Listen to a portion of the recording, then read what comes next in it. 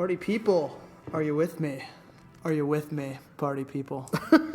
Welcome to the 12th installment. We've hit a 12-pack of the People's Pitch podcast, the official podcast of Minneapolis City SC, your favorite Minneapolis soccer team. I am John. I'm here with my trusty co-host, Nate. Yes. I thought you were my co-host. I mean, we're both co-hosting each other. As always, Summit is the official craft beer sponsor of the People's Pitch. Give them some love, you citizens. Word on the street is Summer Ale is ready to hit the streets. So you know what that means. It's time for tank tops and flip-flops. Sun's out, guns out. Sun's out, guns out. Whether it's your favorite seasonal, the core staple you always keep in the fridge, or the delightful Unchained series, summitbrewing.com will have all the information you need. So check it out at summitbrewing.com. Yeah, get drinking. Welcome back, friends. Like I said, we made it to a 12-pack, so pat yourselves on the back. We did it together. Woo! Like most shows, like I said, I'm here with my sidekick, Nate.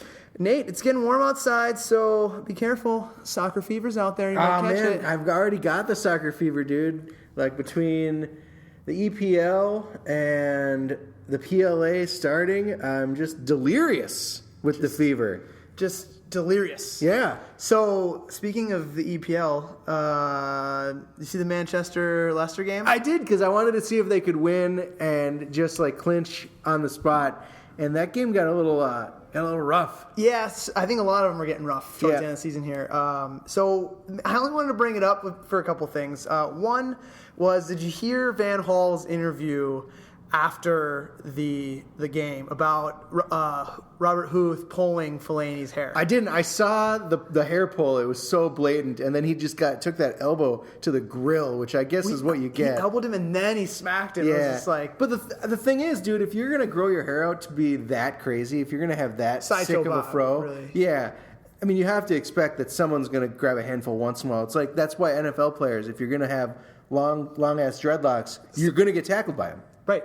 I mean, common sense. Mm-hmm. Like, Al Harris used to get yanked all the time, right? Yeah. So we're gonna actually play that clip right now. So I want you guys. Yeah. What did Van Gaal say afterwards? This is the best. Yeah. I think. This is the best reaction to what we heard, and that's why we want to talk about it. And there have been, of course, talk of this possible red card for Marouane Fellaini. Is that something that you look back at? No, I don't think so. When I grab your hair now, you react also. Possibly. Possibly, I do know for sure. Because it's not in the books that somebody has to grab with the hair and then pull it behind. Yeah. And only in sex masochism, then it is allowed. Well, I appreciate you not pulling my hair. Thank you. Yeah, okay. Cheers. So yeah, that got weird at the end. Okay, right? that's just awesome. Like what makes you think that just like, oh yeah, that's the first thing that comes to my mind is like the only place where it's okay to pull hair is right. And then I love how it gets weird. Obviously, you guys could hear it. It gets super weird, and then it goes, well, thank you for not pulling my hair. It's just so deadpan, like so British. Like, well, thank you so much. I'm gonna back away slowly. Oh, Dutch people are messed up. Yeah, man, they love their sexy mechanism. Sex messagism. So outside of that, congratulations to the Foxes. Yeah, man. As a result of the draw from Chelsea and the Hotspurs today, which that match got dirty. Another match that got super chippy. Some of those tackles, especially in the final 10-15 minutes, were when it was tied and they were like both teams awful. Pushing, like, what's the point? Some of those were just blatant, like the Harry Kane tackle, just blatantly. You don't even need to do that. Just legs on legs. Yeah. Barely going for the ball. The Dyer tackle on Hazard was really that was bad. also bad. That And was then bad. the one on Willian too was like that was. That could have been injurious. Actually, no, that was the Harry Kane one where he tackled William. So what I don't understand is like I've been there before when you like know you're gonna lose and you just get super pissed.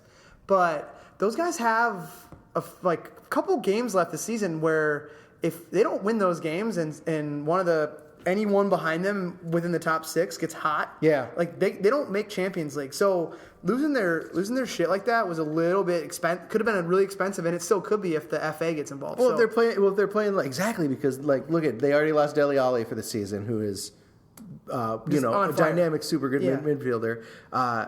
Yeah, if the FA gets involved, any one of those guys could get booted for 1 or 2 games. And guess what? Like, you kind of need... They could have lost that point. Yeah. Like, if any one of those guys got a red card for those crazy tackles... Especially Dyer or Vertonghen. Yeah, then, Chelsea was not slowing down. No, because they hate... I mean, it's a London derby. They hate each other. Yep. So they could have even lost those points. And Arsenal is creeping. Was it Dembele who just, like, stomped on like...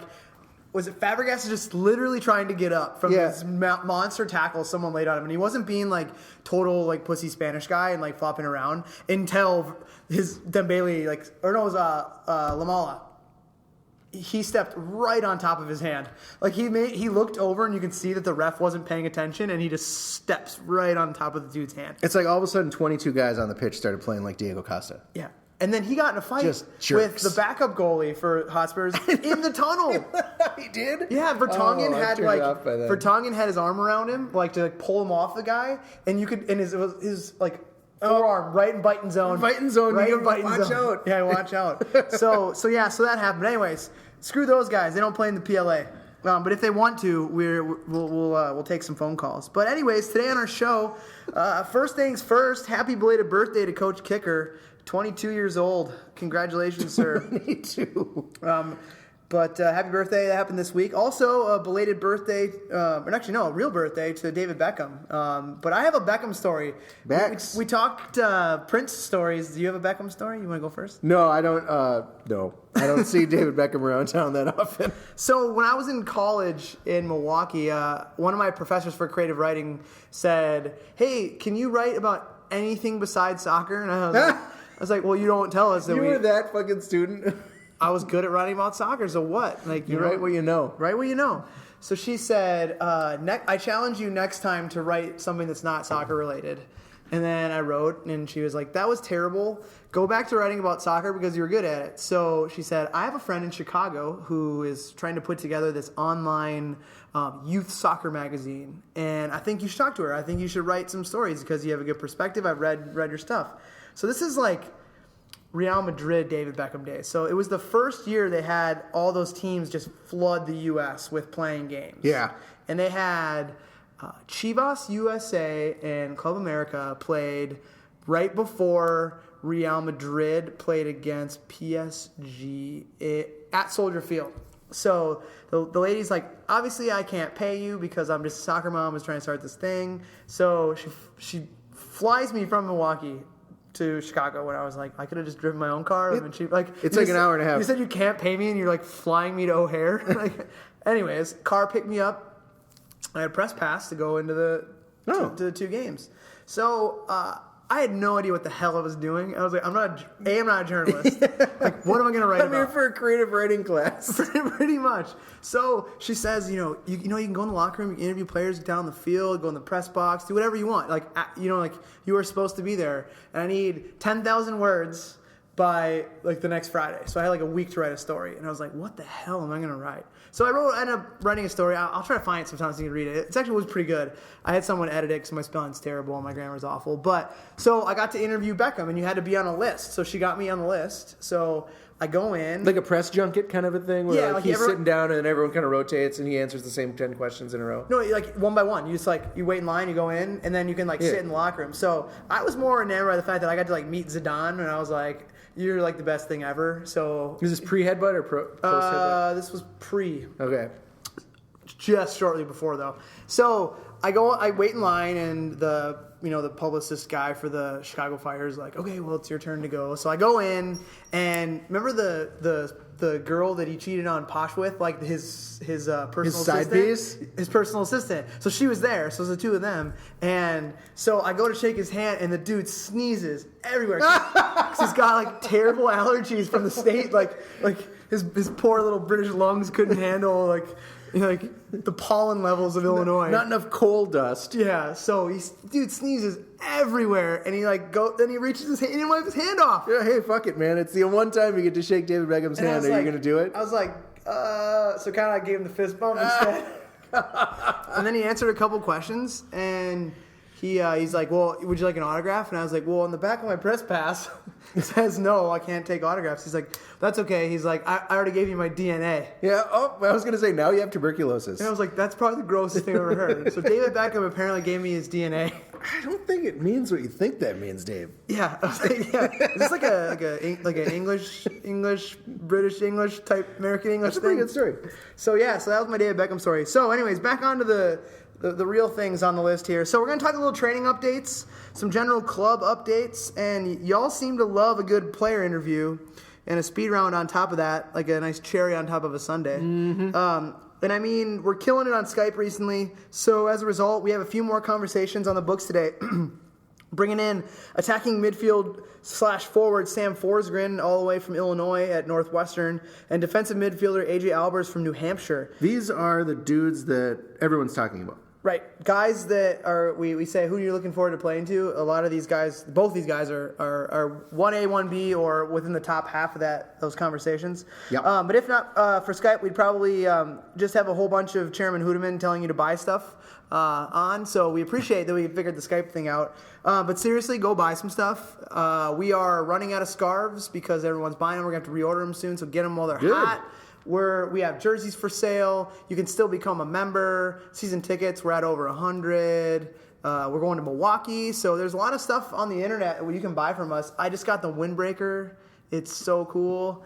Oh, really? Yeah, I just got it in the mail. It looks really good in the images. Everything Impact has done for us has been like well beyond expectations. I'm excited for one of those leisure suits. Yeah, we're gonna. I was promised a leisure suit. We're gonna get them like Men in Blazers. Yes, exactly. Yeah. So as far as diving right in here, so training, we're finally outside, and I know from a player perspective, it feels so good to get outside and get off of just that dusty dome air, and like it's kind of still cold in there, but you're just it's like being on a plane and like you're breathing in someone else's fart, right? Like so it's like God, that shit. Everything is fake. Yeah, the grass is fake. You got rubber dirt. Yeah, you're just toxins coming off that stuff.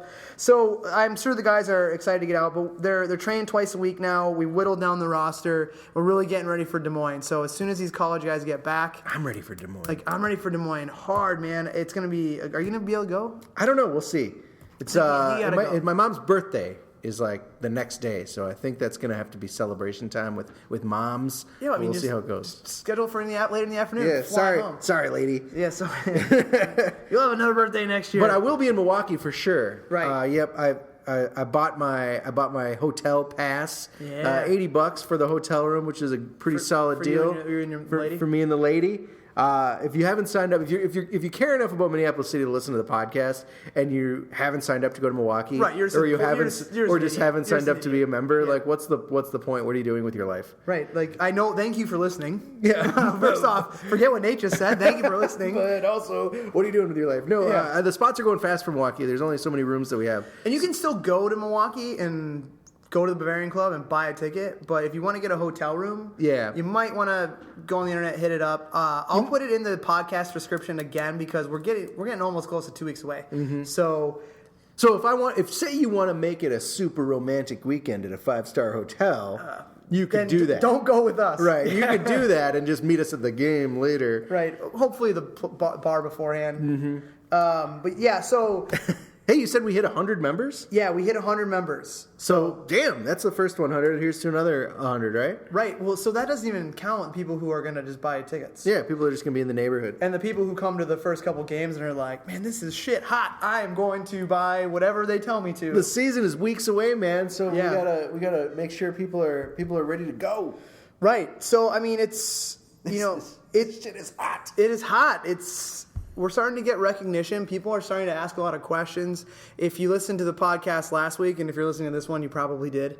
We talked to Raheem Omar, who's in Madison, and word's traveling down 94, and we know it's already hit Milwaukee because when I was home one weekend and I was there, at the Bavarian Club, checking out the Are they talking about us? They're like, so what's up with this Minneapolis City you got going on? And I was like, oh, you better wait. Well, and we got in that Twitter fight with FC Oakland because of their garbage supporters group, their Prince supporters group. Yeah, whatever. Screw those guys. What are the Purple Rain? Yeah. You know what's not fun is Oakland, Michigan.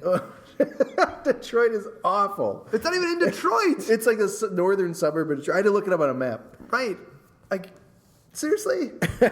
But so everyone's getting excited. Sinbad is from Oakland, Michigan. Really? Yeah. Like, come on. Really? You're trying to take Prince from us when you got nothing better than Sinbad? He had a second. Get out of here. Get out of here. Couldn't they have come up with a Sinbad themed supporters group? Speaking of supporters groups, though, the Citizens, they're ramping up their game, right? Yeah. They've got a pregame ritual planned. They're going to be going down to Easton Lake Brewery or something like that. I can't remember what the brewery's called. Just the go brewery to that's going to be in Midtown Global SG, Market. Yeah. If you visit the citizensSG.com, you can check out what they've got planned before games. They're working on songs. They're working on chants. Tifos. Yeah. So join them, man. If going to a game and really yelling your lungs out is your thing, this is the thing to do, because otherwise it's just going to be you don't want Chairman Dan just sitting in the corner with a drum. I actually do. I really do.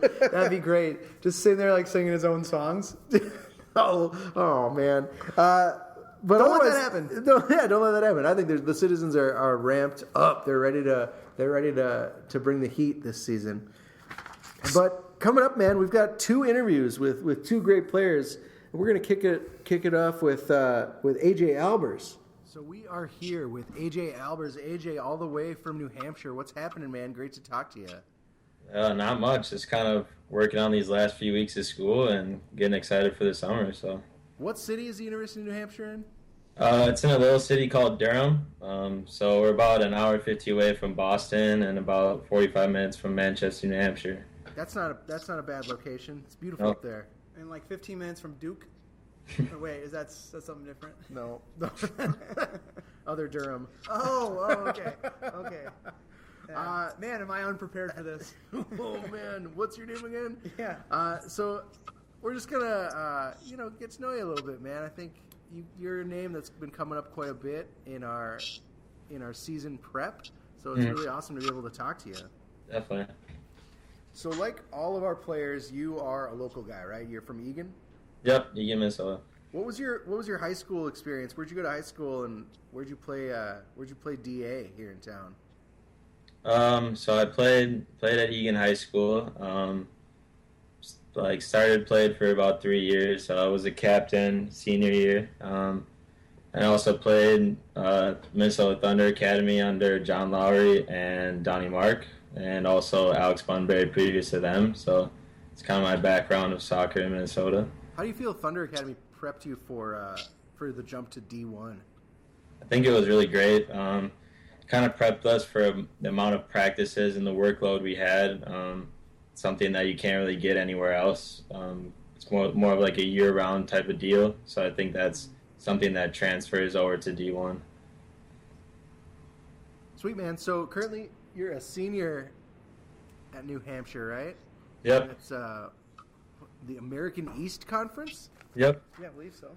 What brought you out there? So basically, I had a few offers. Didn't really have any crazy offers. I wouldn't say there's a long list of people that really wanted me, but New Hampshire was one of the bigger front runners, and I got a decent percent of scholarship that kind of was something that pretty much took over. I felt like paying a lot through the academy and Thunder. I kind of helped out my parents with the scholarship, so it's kind of a win-win. And I love the team and the campus here. It's amazing, so it's kind of like a great fit for me. Who was number 2 as far as the safety school in case it didn't work in New Hampshire?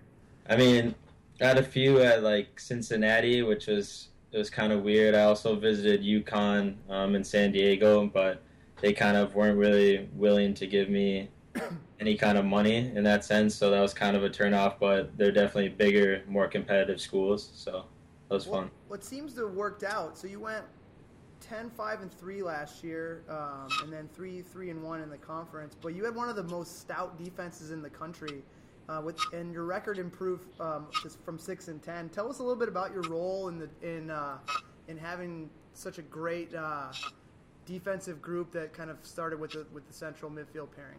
Yeah, definitely. So coming as a freshman, I didn't play as much, but then towards the end of the season, one of our captains went down at the defensive mid area, and so I was thrown in there, and that's kind of, for the last 6 or 7 games of that season, that's kind of what I molded into, and that's kind of the start of our run, where I think sophomore year we had one of the lowest goals allowed average, and then into junior year we kind of had a little hiccup because our head coach got fired and we got a new coach at the end of the season, but I kind of moved through defensive mid and also through the diamond on the outside mids, just kind of holding down in front of the center backs and just kind of clearing stuff up when it comes around.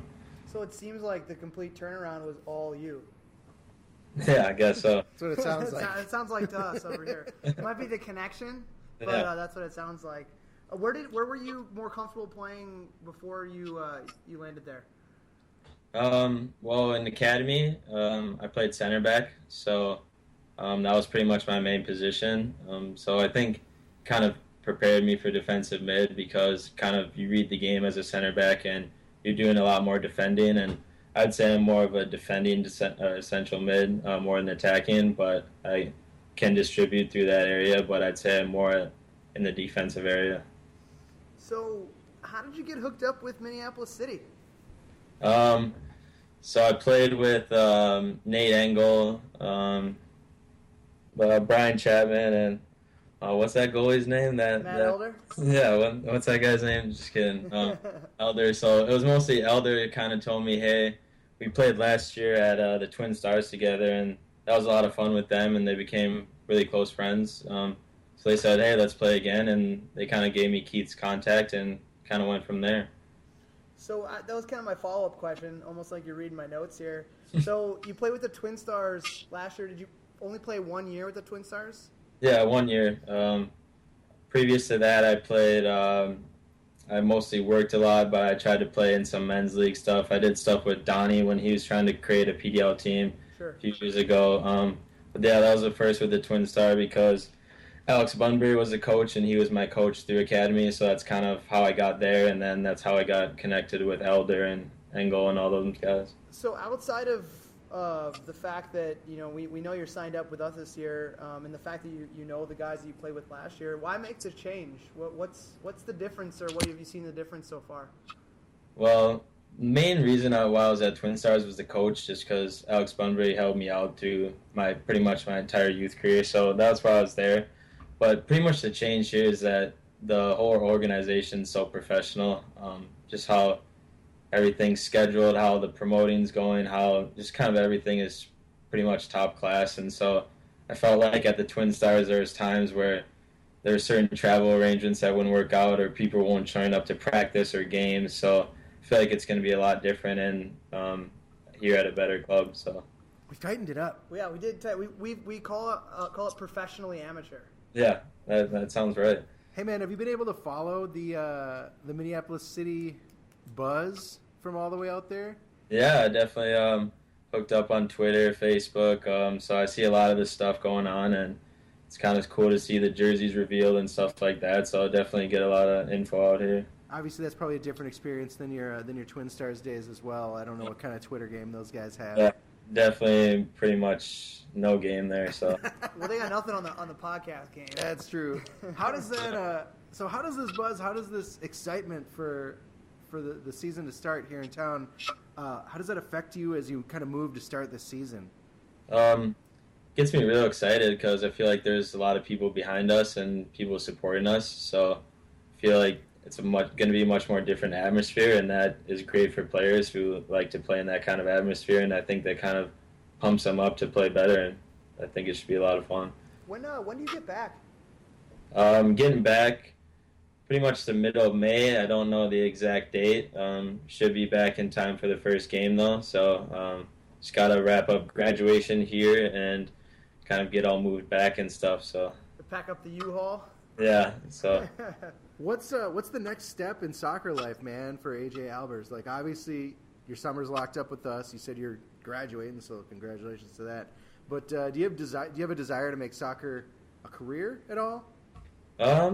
Yes, I would say so. I mean, Minneapolis City, I feel is a great start. I mean, I have been working with Alex Bunbury. I talked before about different professional routes. I had something with Minnesota United as kind of a their private tryout where they call in people.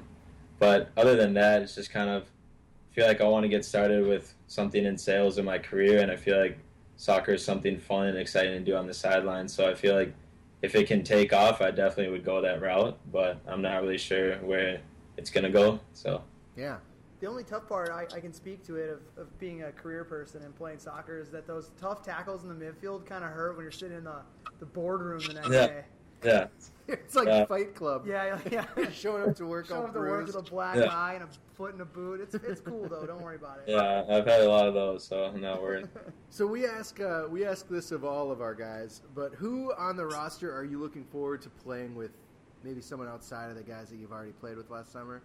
Is there anyone that any of the signings that you've seen that you are pumped for?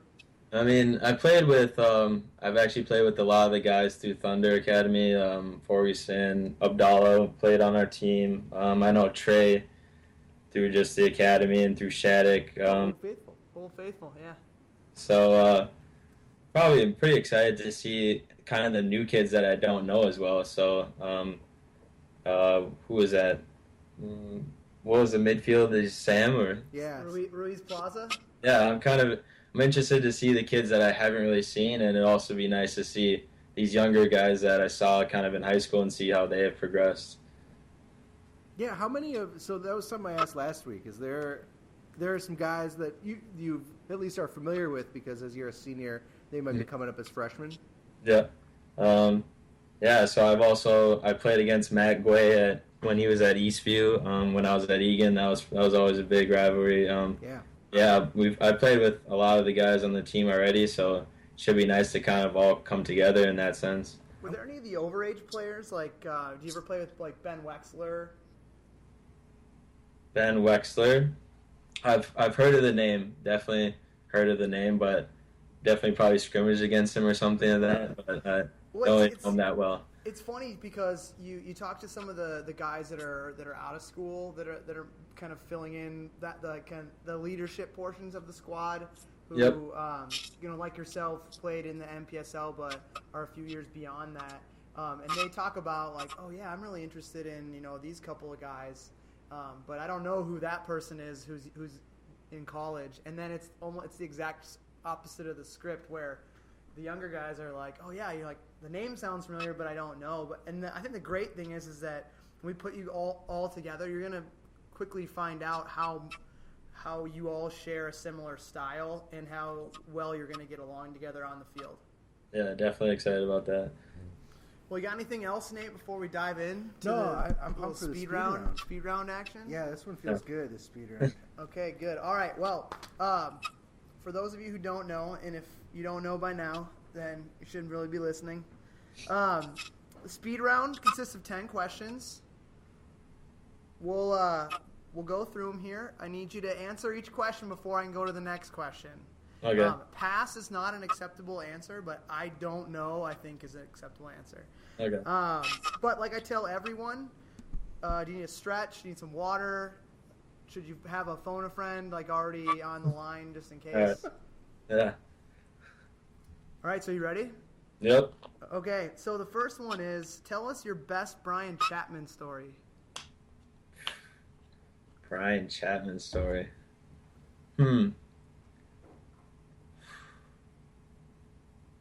What was this? Oh, okay. So they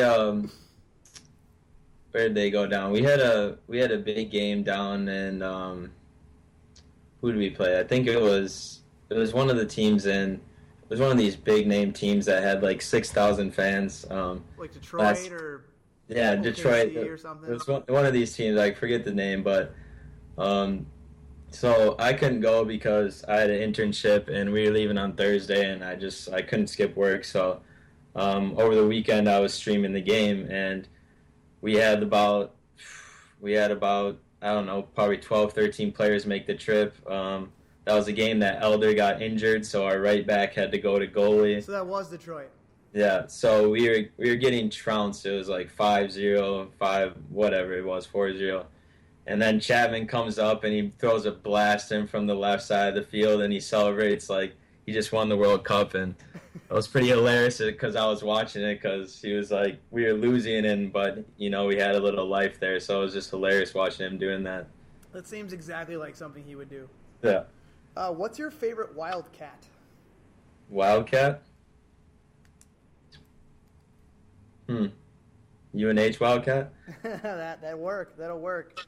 Are you usually on time, early, or late in the morning? Say just on time. Just on time? Okay, so in 1787, Levi Hutchins of Concord, New Hampshire, invented for the first time this invention that is still used daily around the world. What is that invention? Oh, God. It may have had something to do with a previous question I asked.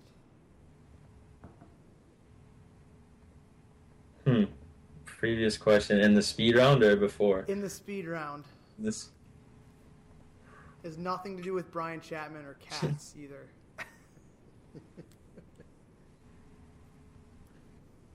Tell me. I'll give you 5 more seconds. I honestly don't know. That would be the alarm clock. Oh, wow. Okay. So you That's can use that one. They don't teach you that. They don't teach you that in New Hampshire. No. It's like it should be in the student handbook. Like, I don't get up to Concord that often, so. I don't even know where it is, but I figured maybe you've heard of the alarm clock. All right, so your best soccer moment outside of Brian Chapman's winner that you streamed on the internet. Best soccer moment, recent one was probably this year. We played UMass at home, University of Massachusetts Amherst. So it's usually a big rivalry, big game, always tight, never a blowout. We had our biggest fan section ever in history, which was pretty awesome. Like 30, 40,000? Yeah, I wish more like around 5,000, couple thousand, somewhere around there. But it was the biggest ever, so it was pretty awesome. It's pretty good. And that's a good draw, especially if we're out there. And so my friend, who's my other midfield partner named Fazal Nabi, he crossed one in, and I just skied over the defense for a header, top right, and it was an amazing feeling. Just kind of ran to the corner and just like jumped to the fans. So it was a lot of fun. It's kind of one that's been sticking with me lately. So it's always nice to score a goal or be part of a goal in a big game like that. Yeah. Off script, real quick. Do you plan celebrations ahead of time? Like, do you think of it like, next time I celebrate, I'm gonna pretend like the ball is a baby? Yeah. Well, we definitely talked about it, but it's kind of weird because once you're in the moment, I'm not really thinking about that. I'm just kind of really excited, so it kind of just goes how it goes. But Yeah. we definitely say like, oh, if I score like this, I'll do this, but rarely kind of happens unless you kind of think of it before. So just to continue off script here. If you score this summer and you kick the ball in the parking lot, like punt it into the parking lot, I'll pay the fine. Okay, I'll do that. Just make sure you're not on a yellow before you do it. Okay, so if you're comfortable, I understand if you wouldn't be. Read the last text message you got and who was it from? Don't tell us. Tell us who it's from. Just read the message. Just read the message. Could be really boring. It'll be like eggs, milk, bread.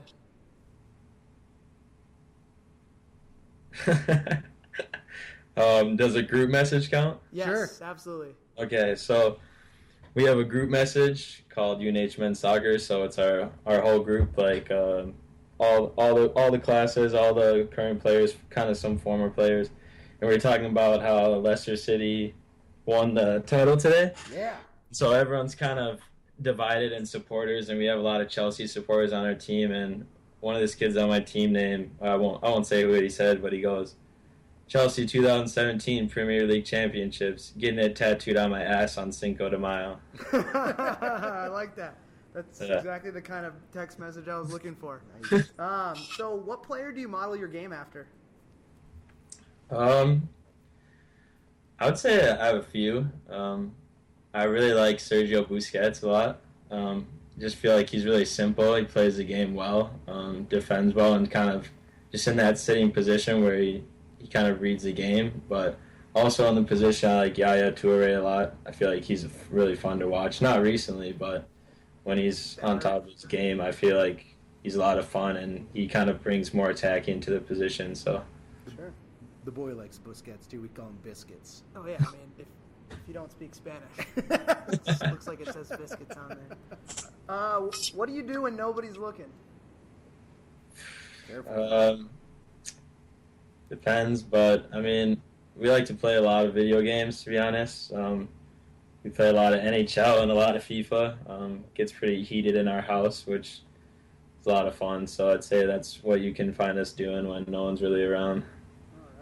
I think we're gonna have to get some sort of FIFA competition going this summer. Yeah, that'd be a cool event. Like a players event. Definitely. All right. Would you rather be completely bald all over or covered in hair? Gross. Completely bald. Yeah. What's the first World Cup game you remember watching? First World Cup game I remember watching? Oof. Definitely when...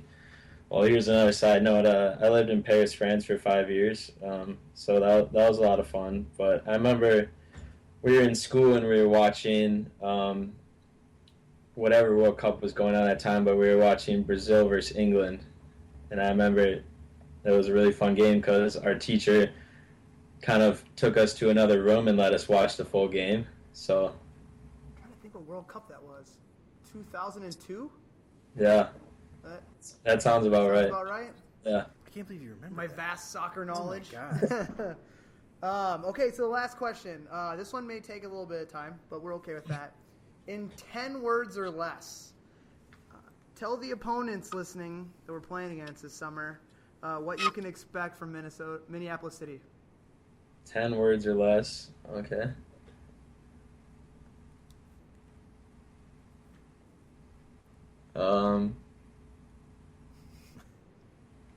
You are going to be beaten badly. Nice. I like that. All right. Well, thank you so much. That was AJ Albers, who's going to be marauding the midfield for us. And if we have any success like you, once you got inserted into the midfield in New Hampshire, I think we're going to be okay. But thanks so much for hopping on with us. We look forward to getting you home and in the mix. And good luck with graduation, man. That's exciting. Congratulations. Yeah, thanks a lot for having me, guys. Thanks, AJ. Excited to get back. All right. We'll talk to you later, AJ. Thanks again, man. Yeah. Thanks. Yep. Bye. Well, that was just delightful, wasn't it, folks? So delightful. Up next, we've got Sam Forsgren, all the way from beautiful Evanston, Illinois. Okay, so we're here with Minneapolis City attacking midfielder / forward Sam Forsgren. Sam, how you doing, man? Thanks for being on. Doing well. Thanks for having me. All the way in the Windy City. Or is that where Northwestern is close? Yeah, it's Evanston's right north, like a couple miles Right. up the lake. So Northwestern, that's not a bad little school that you're attending there. Tell us about your decision to pick going there and maybe a little bit before then, your path through high school and club before you got to Northwestern. So I started off in St. Paul playing for Blackhawks, which is more of a local club there. Then the academy started when I was about 13 or so. So went straight into that the first year, or not the Thunder Academy. Sorry. Played in that for a few years. Then the actual academy started, and when I was sophomore in high school, I joined in on that. Nice. So was there a rumor that you were maybe thinking about going to Notre Dame?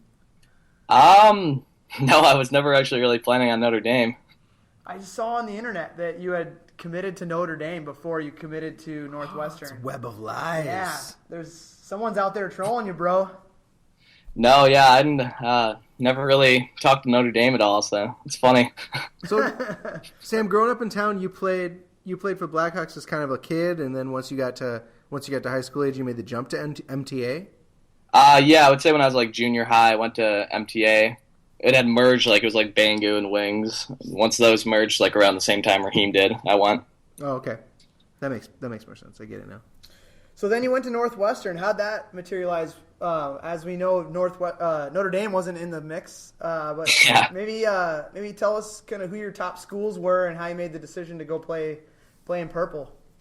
Well, I was looking at like Northwestern, some of the Ivies, like Washington and Seattle, and sophomore year when I was in Florida for an academy showcase. One of the assistant coaches there now, or he was here before, he just talked to me a bit and had me come down on a visit that summer.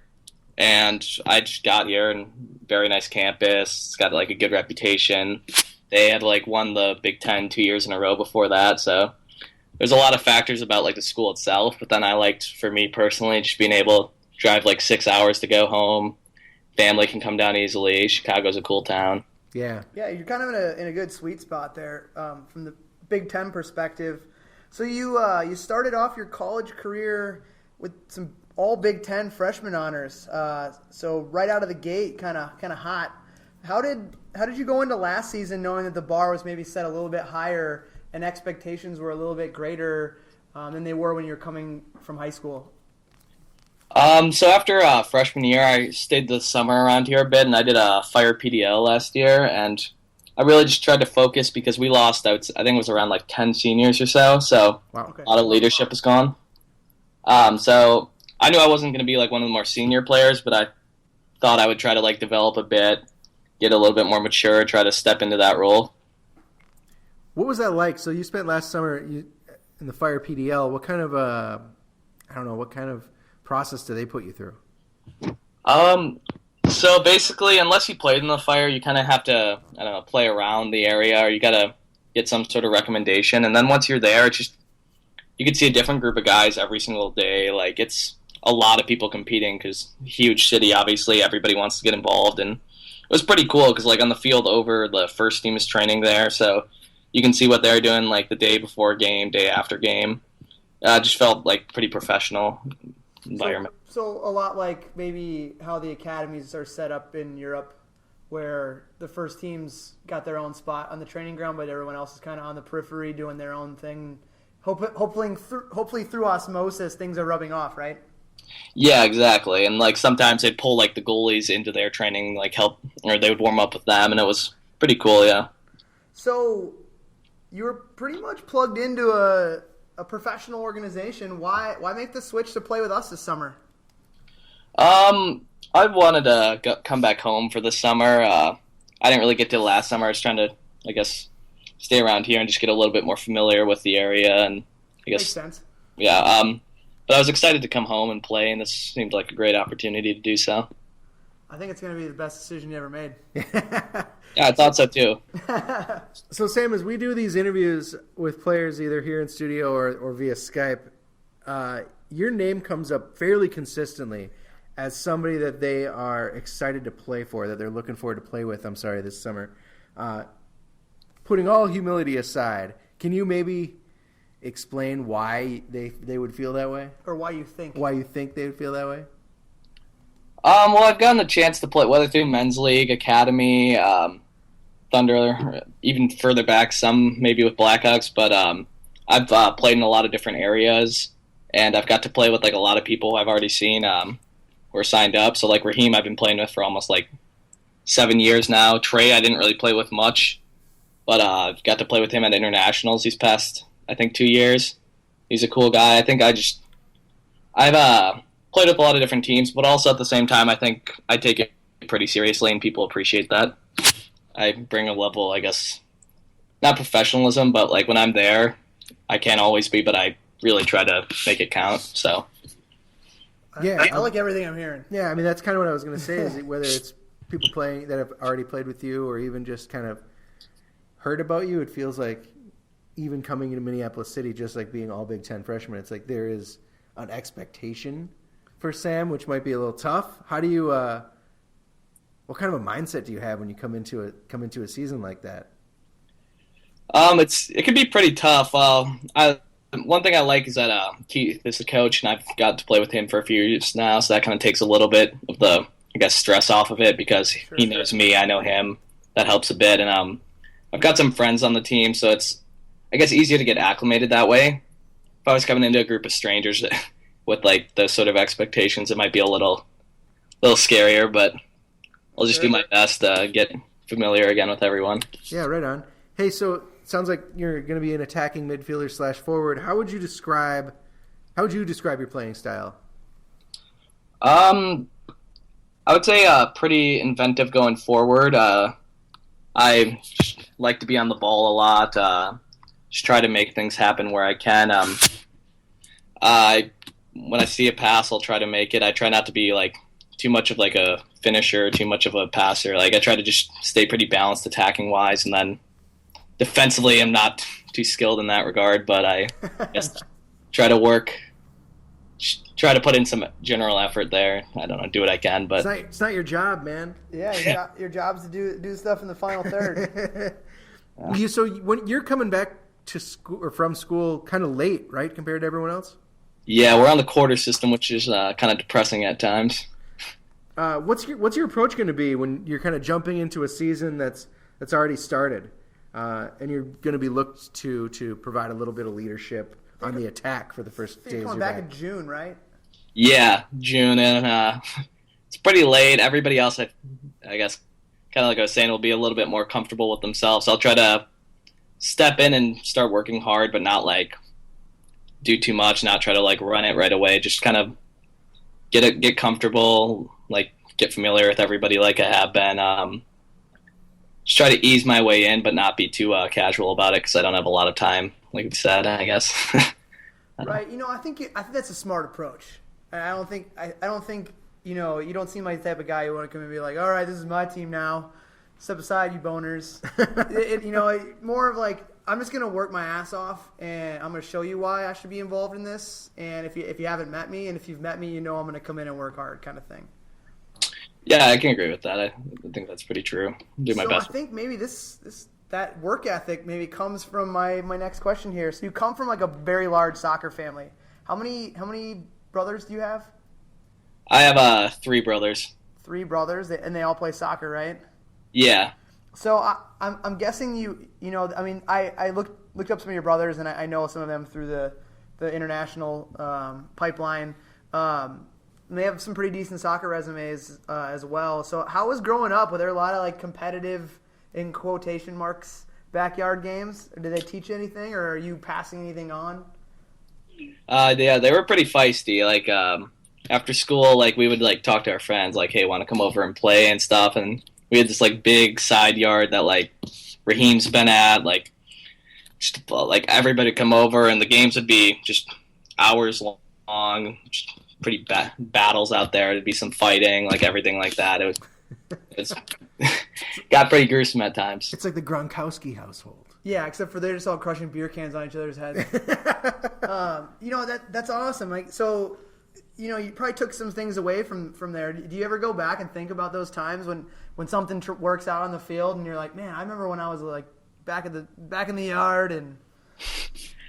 Try not to do too much that I did in that yard. Stay on the field, but just not cry. Yeah, not cry, not throw punches, just avoid all that. I'm okay with punches if they're warranted. Well, John, something I remember that you told me maybe even a year or two ago when we were kind of talking to the boy about growing up and learning soccer is that sometimes just the things that you learn when you're playing in the backyard or when you're just putzing around and making up your own little games are the most helpful things. Developmentally down the line, when you learn to juggle by yourself or when you learn to kind of pass it off a surface to someone else, that kind of stuff, just understanding where the ball is going to go and how the ball behaves is super valuable. Right. I'm sure you're probably like I was, Sam, whereas you're kicking the ball around. Well, when your brothers weren't around or you were trying to do some stuff by yourself or whatever. Or I had this one game where there was 2 trees that were kind of grew together into a V, and I used to put a trash can at different angles on the other side of it, and I would try to kick through the tree into the trash can. Oh my God! For just hours, like bags of balls just thrown throughout my yard.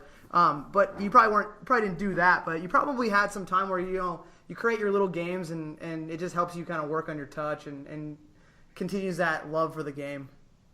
Yeah, no, like we had the side yard was like right next to the house, so we would like throw balls off the side of the house and try to like volley them. We'd take turns playing goalie when we were younger, back when like we could actually dive without getting hurt and stuff. Like, no, yes, I totally agree. There's little things like that you just did that ended up, I guess, paying off in the future. You didn't really think about it like that then, though. Just going to rip a corking half volley this summer and be like, I remember talking on the podcast to those guys about how I used to do that off my roof. Oh, yeah, it's just some schoolyard shit right Schoolyard here. shit, yep.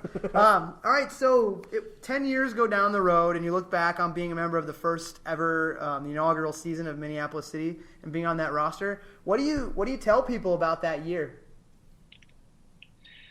Well, I guess a big part of it is that I got to play with some old friends. It's always nice. Like, you come back from college, you meet a bunch of new people, everything like that. But coming back and just being able to like reconnect is a big part of it. Another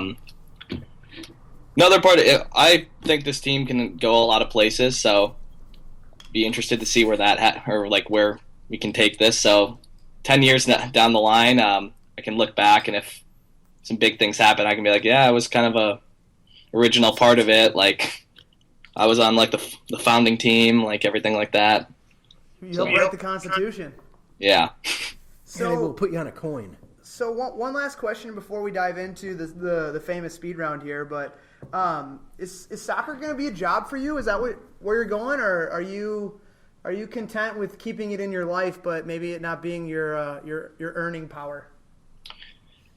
I guess the way I think about it is like I'll do whatever I can to try to make it a job, but if it doesn't work out, then I've got to do other things in my life, or I've got to set myself up so I can be happy in other ways. Sure. But yeah, no, I mean, I would absolutely love that, and I hope so. But yeah, sometimes you just gotta look at other things too, and make sure you don't kill the rest of your life.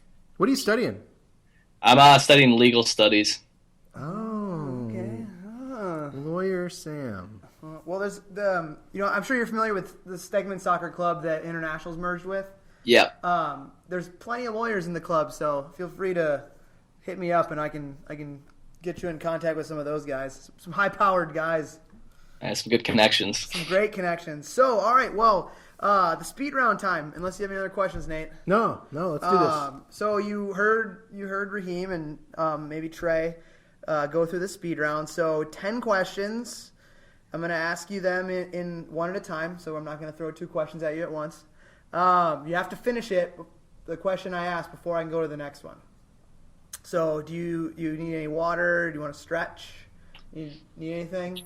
I think I'm ready. You ready? All right. Okay, so what 2 things can you never eat for breakfast? Well, I'm lactose intolerant, so I don't eat milk, which a lot of people just can't get over. They like a cereal plain, but I won't have milk with it, and people Water just and freak cereal. out. I guess the other things, like anything chocolate. People love like chocolate chip pancakes. I don't like chocolate either, so I don't have those either. It's more of a savory for breakfast than sweet. Oh, yeah. So the answer actually was lunch and dinner. Oh, But I like where you went with it. that's pretty clever. There are no wrong answers, Sam. Don't worry. All right, another one for you. So Nate here is 6 feet tall. He's an assistant at a butcher shop and wears size 9 shoes. What does he weigh? Meat. Yeah, Nice. nailed it. I love it. Didn't get lunch and dinner, but you got the meat one. That was a little bit tougher. Okay, so a little birdie told me we have an interesting way of pronouncing a few words. So I'm going to ask you a couple questions here to see if that's true. All right. So what strips of pork do you cook with eggs in the morning? It's not a trick question. Bacon. Okay. If Nate and I were making a cake right now, what would we be doing? You're making baking. Okay, so you said baking. So now I can out him. So Raheem said that you have a tough time saying ing words and usually drop the G off. Huh. Yeah. That was a thing. I'm not sure if it's still around, but yeah, that was definitely a thing. I used to hear that all the time. Well, you did a great job with bacon and baking. So, all right. So now is your chance. Tell us your best Raheem story. I can't tell you even the first best 100, but That's okay. Okay. Well, I guess one that's more appropriate. You can be somewhat inappropriate. Well, one time me and some friends were hanging out at Raheem's house, and kind of noticed Raheem hadn't been talking in like almost like an hour or so, and he was just on a phone. we're like, Raheem, what are you doing? And he's like, oh, this is my little brother's phone. We're like, what are you doing on your little brother's phone? He's like, well, there's this girl in his class who's like pretty good looking. His little brother, by the way, is I think 2 years younger than him. He's like, she's pretty good looking, and like I'm just texting, like pretending to be him, like, yeah, hey, so like, what do you think of my brother Raheem? Like, you think he's pretty good looking and stuff? Like, would you ever be interested in an older guy? Like, that's so creepy. And now they're dating. And now they're in love. Oops. That's awesome. Hopefully that's where the story ended. Yep. He gets a lot funnier when you can, I guess, be a little bit more inappropriate with your stories. I look forward to hearing more this summer. Yeah, no kidding. Okay, so researching for today, like I already knew a little bit about you, but I was trying to see, can I find anything on Sam Forsgren that no one else knows, putting my detective hat on. And I found a couple things. 2 things come to mind. 1, you are good at soccer, and a lot of people say so. And 2, you're really smart and a hard worker. What's the 3rd thing that wasn't on the internet that I couldn't find? I went to Spanish elementary school for, Spanish immersion, basically. Okay, so how long did you go to Spanish immersion for? Like 6 years. So you and Ruiz Plaza. I was going to say you and Samuel can yeah chat it up on field. You'd be able to have a secret code yeah, called Spanish. What's the one piece of advice in the game you remember being the most influential?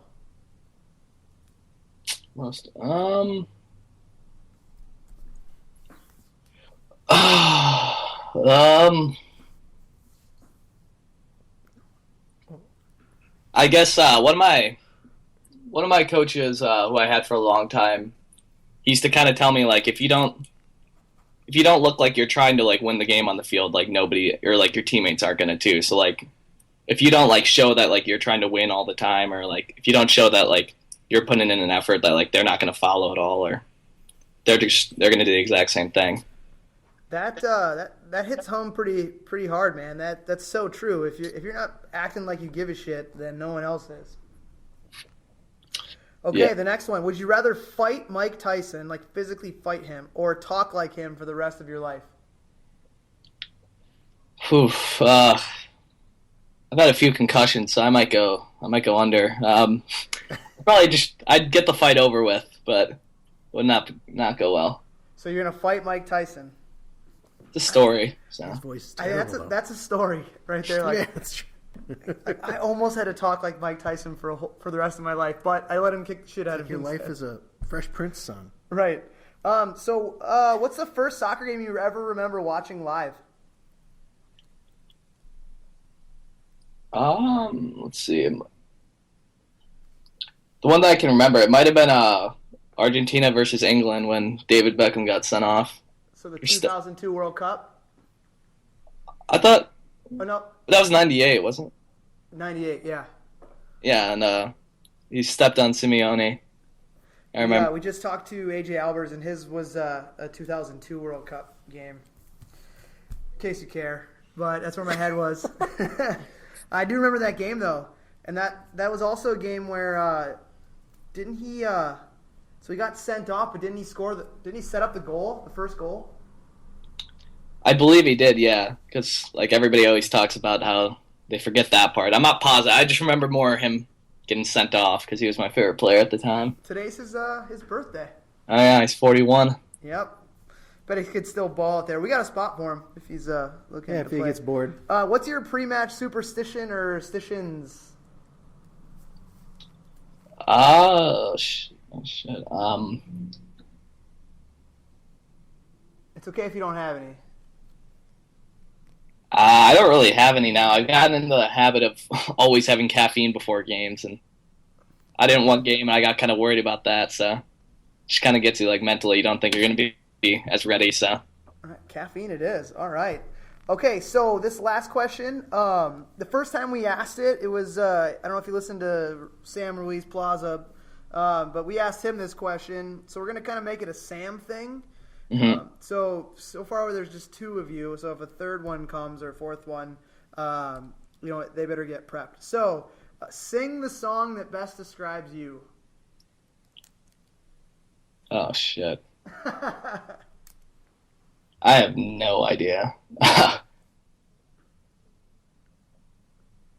This is gonna be a tough one. You guys got me on this one. It's always the last one. It's usually the first one, the last one. Yeah, stumped. I mean, if you want to sing the first song that comes to your head, I'll also accept that.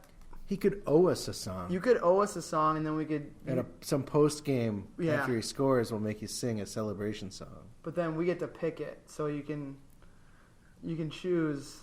I'd almost prefer that. Yeah, I have Okay. you guys down with that one. All right. You guys heard it here first. The first stump. Sam. So we're going to make notes here. Nate, Sam a song. A song. And I'm going to put it all over the internet. Because this is all over the internet, so it's only fair. Yeah. All right, well, that was Sam Forsgren. Thanks so much for coming on the show, Sam. As you know from Nate's question, a lot of the players are looking forward to getting you in the mix, as are we. And I'm sure you are as well, but we appreciate you taking the time to connect with us and get done with that fourth term so you can get down here and play some ball. Yeah, thanks a lot for having me, and looking forward to getting back. Cool. All See you soon, Sam. Good. Thanks a lot, man. See ya. Yeah, see you later. How sweet was that, man? Two-star players. I would say it was delightful, folks. And we've used delightful quite a few times. It's exciting, man, to have both these guys on because next week's show, the countdown begins to actual soccer, real-life soccer. We're going to prepare you, the listener, for the scrimmage at Des Moines, at the Des Moines Menace.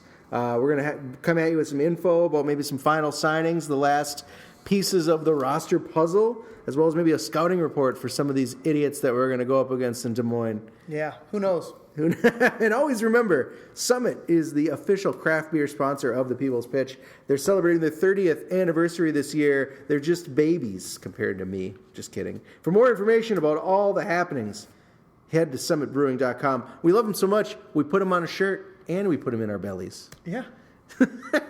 Full circle. If you want to get a hold of us, you hit us up at mcscpodcast@gmail.com. We always love to take listener emails and answer some questions. We haven't had any in a while. Get to the bottom of some shit. Otherwise, you can tweet at MPLS City SC or at Johnny Business with 2 N's, 2 Z's, and 2 S's at the end, or at Mexinate if you want to tweet it. Either of us and tell us how amazing we are. That's cool. Or hate us. We don't care. Hey, we know you missed them after a week-long break. Our house band is back. Go Get 'Em Tiger has a new song. I haven't heard it yet, man. Their new #1 single. Well, #1 in your heart, right, John? Yes. If not on the charts. But who's really counting? It's just money. Not on the charts. This is going to be new music from the boys that is called Sleep Cyclone. Enjoy. I'm Nate. I am John. That was delightful. Delightful podcast. See you next week.